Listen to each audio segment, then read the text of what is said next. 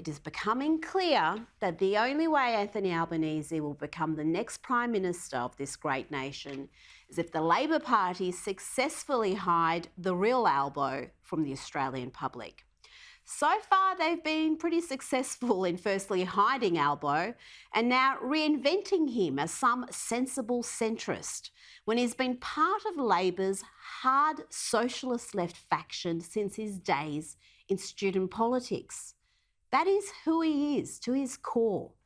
This determination to reimagine Albanese as some fiscally conservative moderate who rejects wokeness is nothing short of laughable.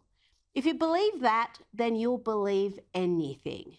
It should terrify every thinking Australian that the man hot favourite to be the next PM doesn't know the Reserve Bank's cash rate, nor the unemployment rate.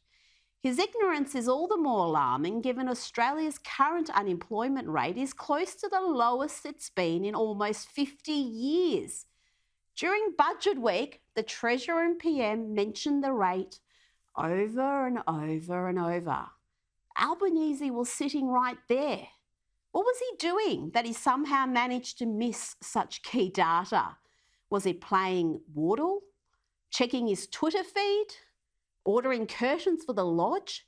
These weren't cheap gotcha questions like the price of a litre of milk or bread, but financial figures every political leader with an ounce of economic credibility would recall instantly.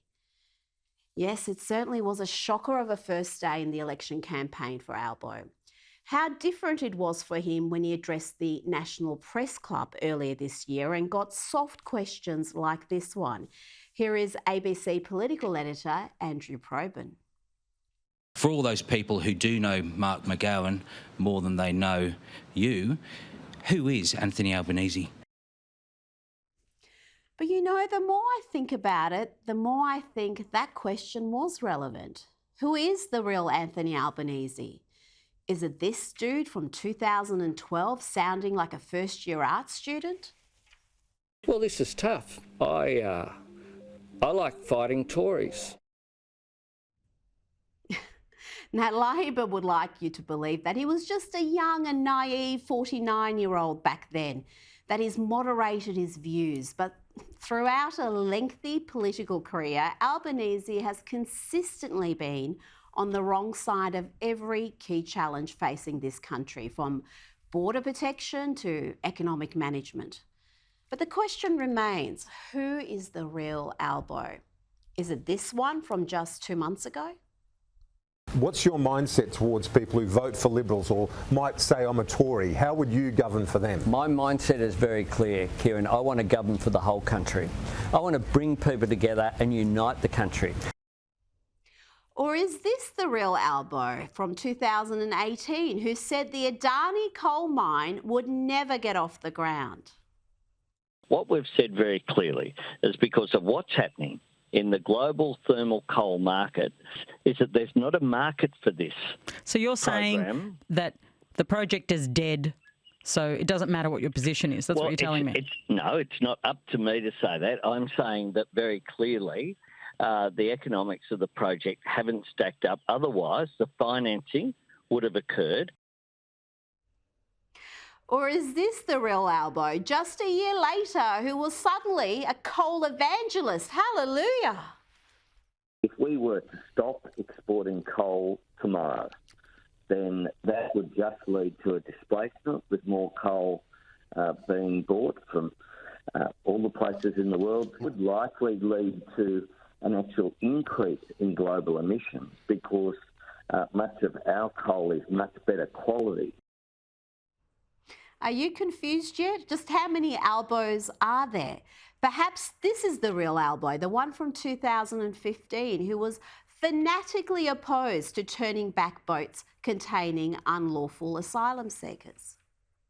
What part of that argument could you not accept? That the argument being that if you let one or two boats through, the traffic will start again and people will drown. And when we talk about boats, of course, we're talking about people on boats. I'm of the view that I would just find it. I couldn't ask someone else to do something that I couldn't see myself doing. So how hard would it be for you in government then when the turnbacks start? Well, I don't believe they will start. That's the point, Barry.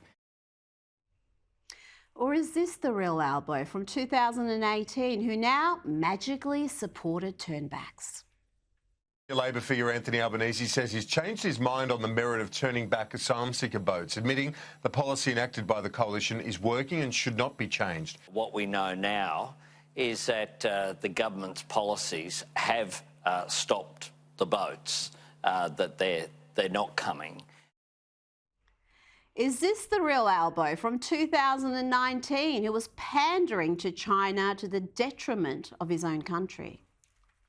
You've talked today, so has Richard Marles, about deeper military cooperation with China. What we're talking about is not treating China as the enemy. What we need is less tension in the world.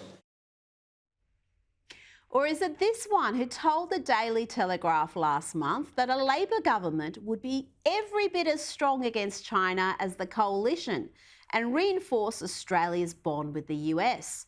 Mr Albanese said Labor will be every bit as strong in defending Australian values against any push by China or any nation trying to undermine them. In fact, Albo, Mr I like fighting Tories, would have you believe he's had a complete ideological makeover. Look, the man who wants to be PM, Anthony Albanese, is making plenty of pre-election pledges of his own this morning. In a new interview, he says he's standing up for small business, being tough on China and having a crack at the woke left. And those who have followed his career will say, is that consistent with a man who's risen through the left of the Labor Party?